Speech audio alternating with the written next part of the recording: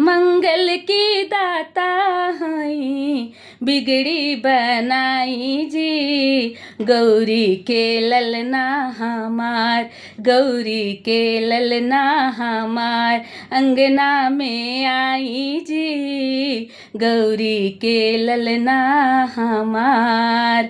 सब देवता में रौरा पहिले पूजाइले, सब देवता में रौरा पहिले पूजाइले। भक्तन के दुख सुनी देर ना लगाइले, भक्तन के दुख सुनी देर ना लगाइले।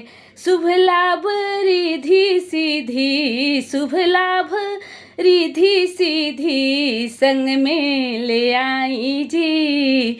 गौरा के ललना हमार, गौरी के ललना हमार अंगना में आई जी। गौरी के ललना हमार